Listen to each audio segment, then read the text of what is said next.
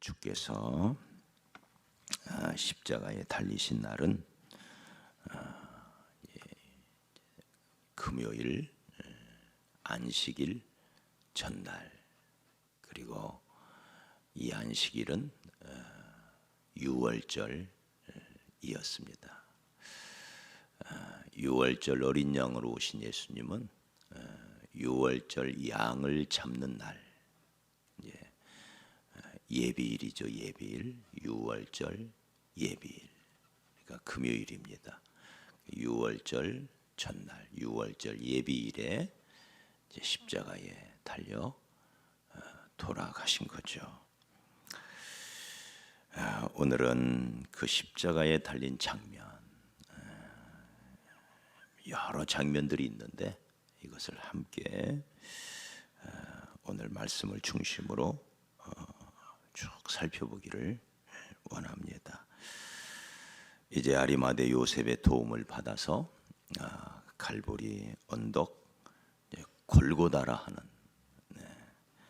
해골의 산이라 알려져 있는 고래로부터 반역자들, 흔히 반역자들을 이제 십자가에 매다는 돌로 된 언덕입니다. 돌로 된. 그래서 돌들이 비스듬히 이렇게 넓은 바위들이 있는데 우리가 거기에 가보면 구멍들이 이렇게 뚫려 있습니다. 한 깊이가 한 50cm 정도 이렇게 되어 보이더라고요. 그래서 구멍들이 뚫려져 있고 이제 거기에 십자가를 딱 세우면 서도록, 그러니까 막 파고 막 십자가를 묻는 게 아니고 그 바위 구멍에 딱 세우면 이제 십자가가 서도록 이렇게 되어 있습니다. 그 해골의 산, 해골의 곳이라 하는 곳에 이르러서 쓸개탄 포도주, 이것도 이제 진통제입니다.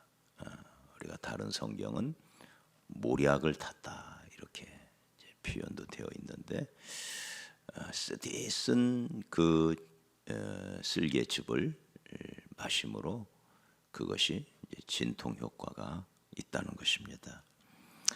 그런데 그것을 맛보시고 마시지 아니하시고, 그리고는 십자가에 매다는데 이때가 제3시, 그러니까 우리 시간으로 따지면 아침 9시가 됩니다. 아침 9시.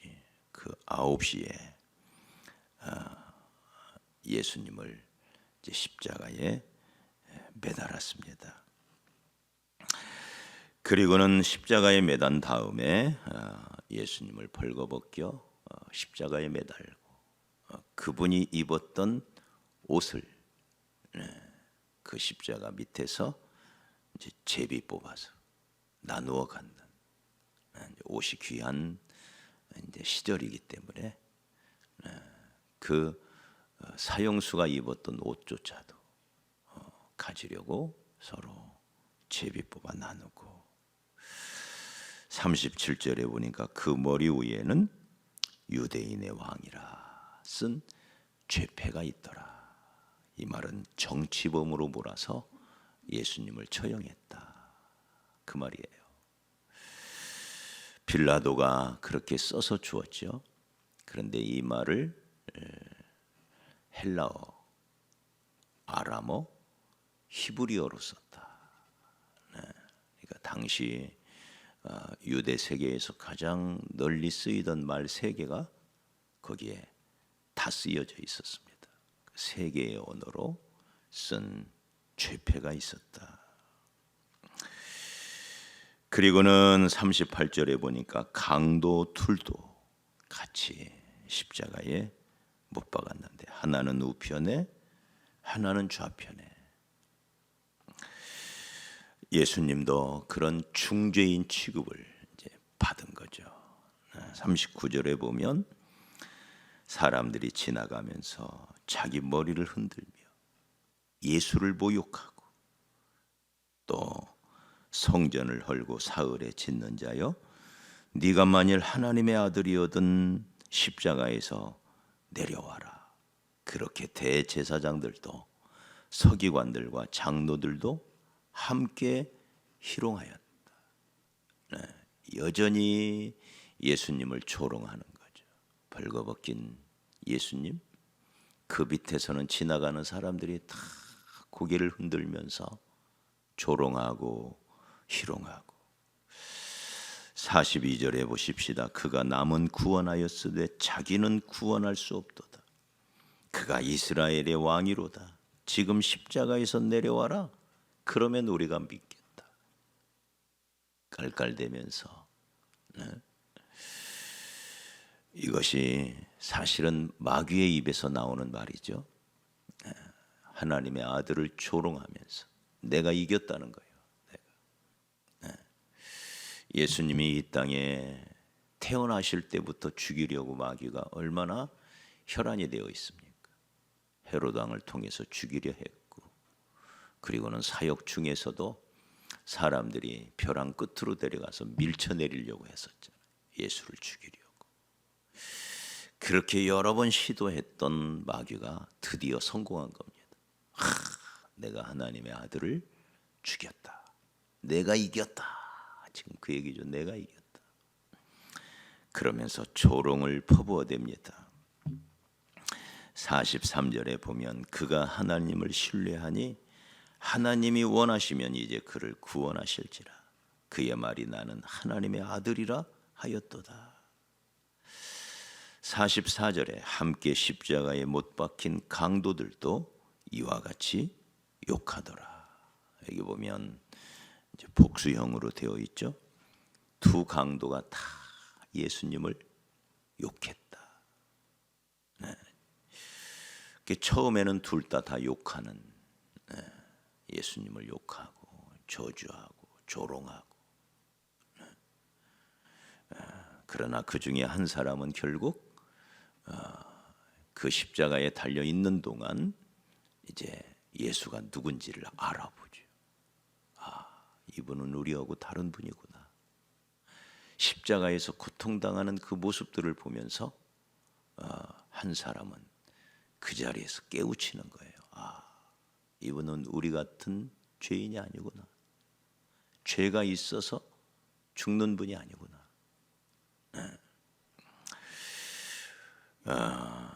아무도 원망하지 아니하고 오히려 자기를 십자가에 못 박는 그 무리들을 위하여 용서의 기도를 드리시고,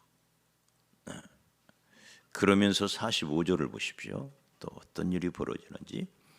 제6시로부터, 그러니까 3시간이 지난 다음 제6시로부터 온 땅에 어둠이 임하기 시작했다. 가만 마치 일식 현상이 일어나는 것처럼 어둠이, 캄캄한 어둠은 아니고요. 이제 마치 일식 현상이 일어났을 때와 같이 그런 어둠이 세상에 임하였다. 빛 대신 예수님의 죽으심 앞에 해조차 같이 그 빛을 잃고 비추지 않는 거였죠. 그리고는 46절에 제9시쯤에 예수께서 크게 소리를 지르셨다. 엘리 엘리 라마 사박다니. 나의 하나님 어찌하여 나를 버리셨나이까. 아마 예수님이 당하신 고통 중에 정말 힘든 그 조롱의 순간, 참기 힘든 고통이죠.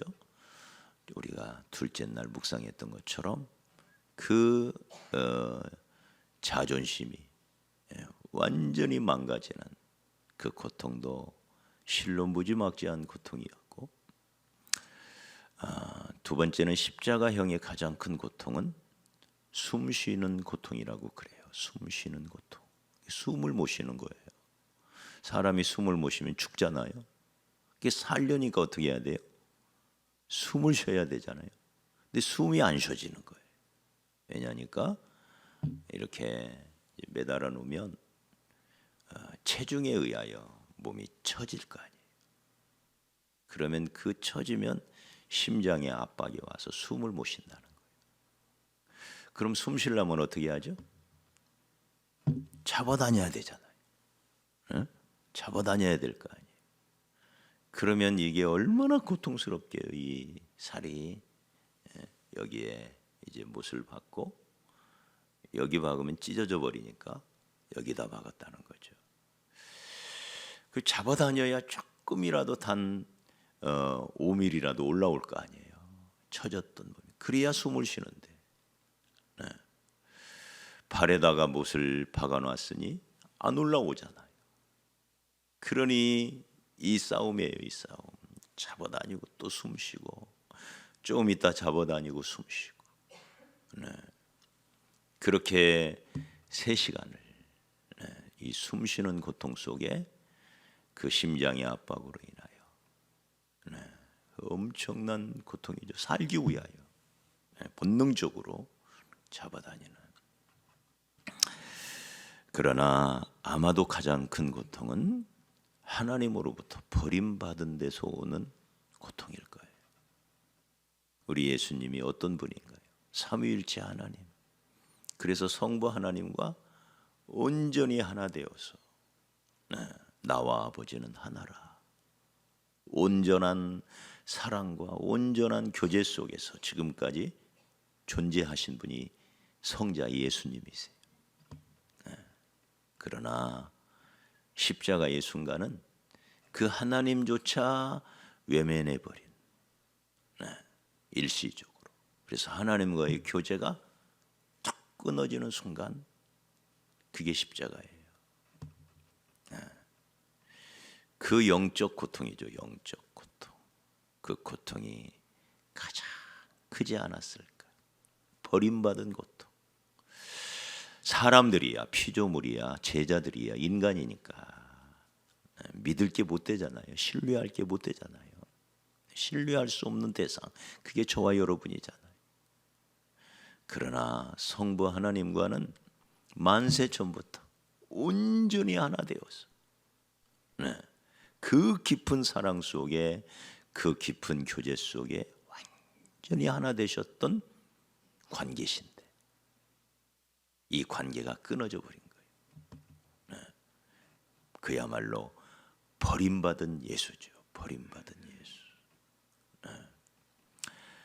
엘리 엘리 라마 사박다니. 하나님 하나님 나의 하나님 어찌하여 나를 버리셨나이까. 죄의 형벌입니다. 이 죄의 형벌로 인하여 우리의 육신만 아니라 우리의 영혼까지 죽임을 당했잖아요. 예수님의 십자가가 바로 그 순간이었습니다.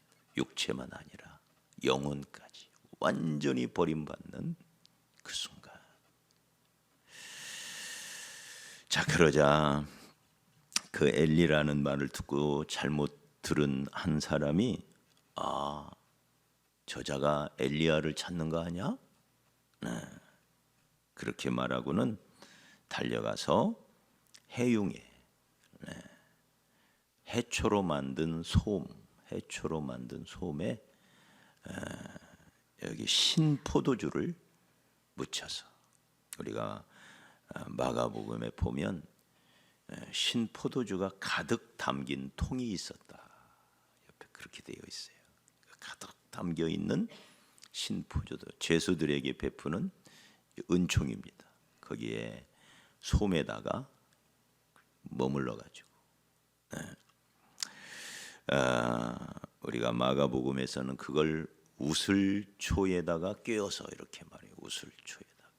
근데 여기 마태복음에서는 갈대에 꿰어서, 이제 갈대가 맞겠죠.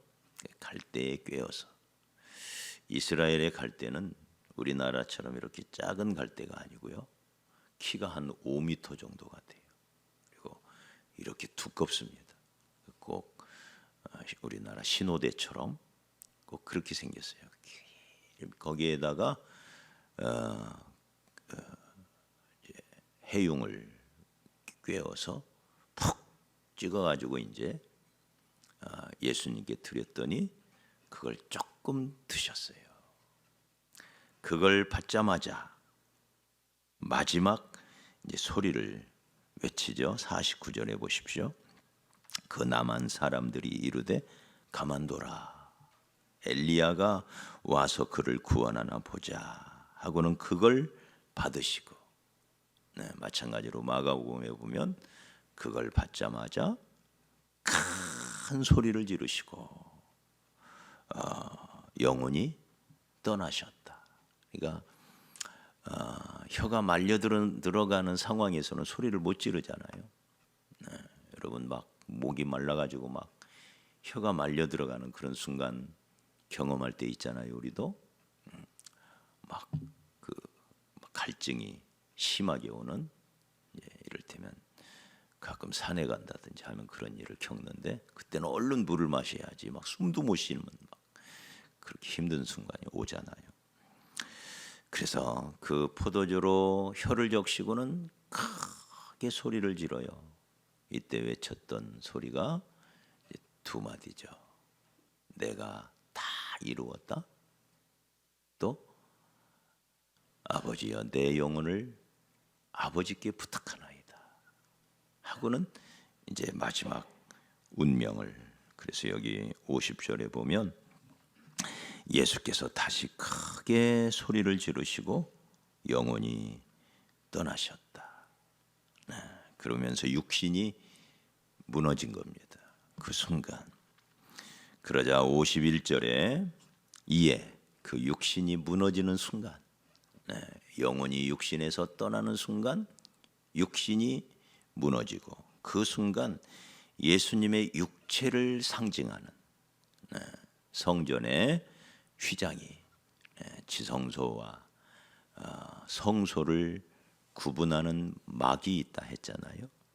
휘막이라고 하는 이 휘막, 이 휘장이 위에서부터 아래까지 쫙 찢어져서 둘이 됐다.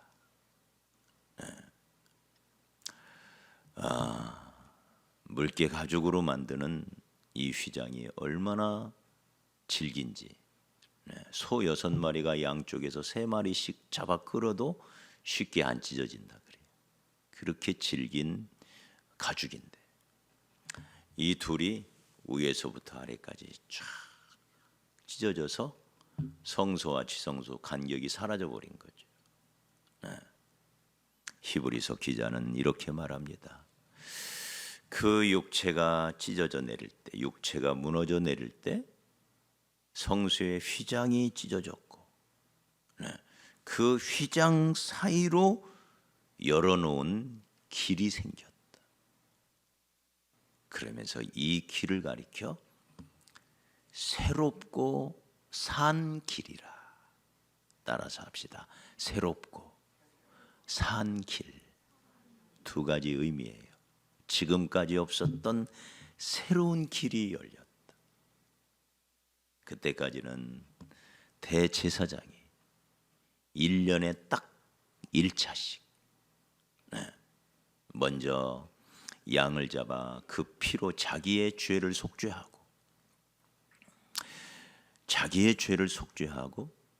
그리고는 백성들의 죄를 속죄할 피를 가지고 1년에 딱 한 번씩 들어가서 지성소 안에 있는 속죄소 위에, 그러니까 법궤 상판이죠. 법궤 상판, 이게 속죄소입니다.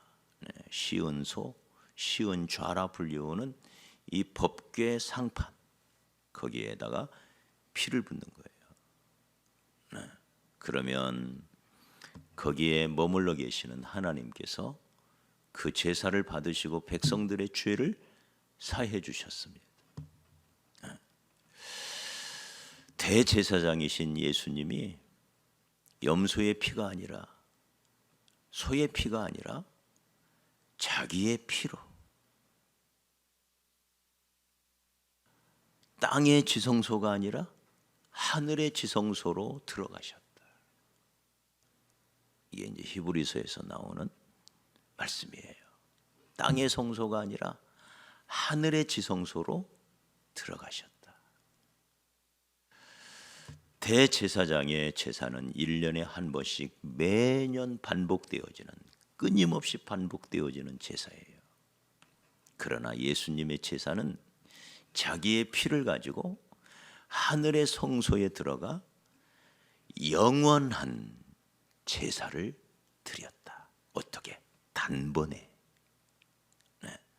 단 한 번에 영원한 속죄 제사를 드렸다. 누구의 죄죠? 우리의 죄를.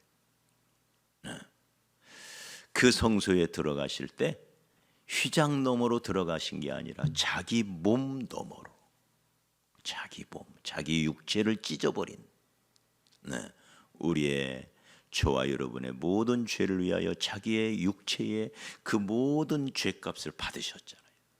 그 몸이 찢겨지면서 새로운 길이 열렸다.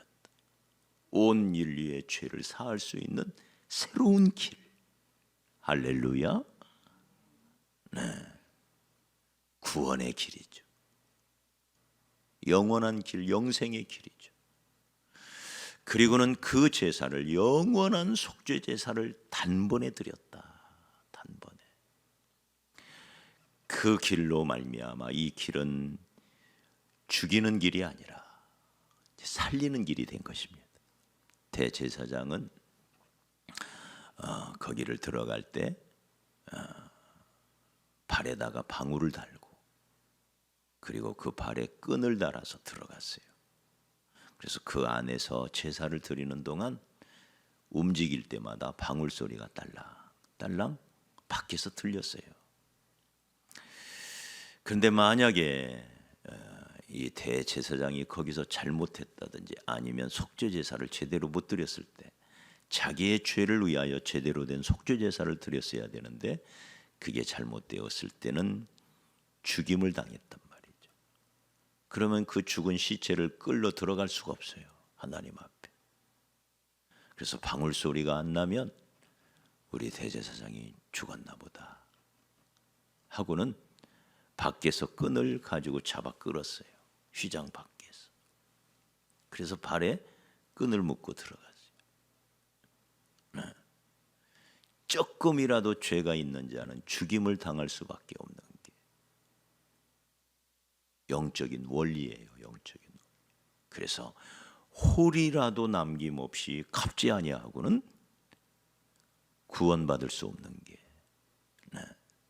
머리털럭 홀입니다. 홀이 머리털럭만큼의 죄가 있어도 결코 천국에 들어가 하나님 앞에 설 수 없는, 거룩하신 하나님 앞에, 거룩한 그 나라에 들어갈 수 없어요.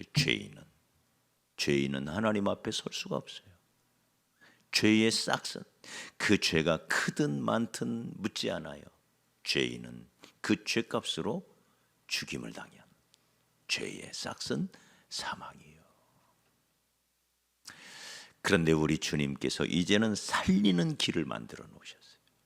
어떤 죄라도 이제는 호리가 아니라 아무리 큰 죄라도 속죄하지 못할 죄가 없어요. 예수의 피는. 할렐루야.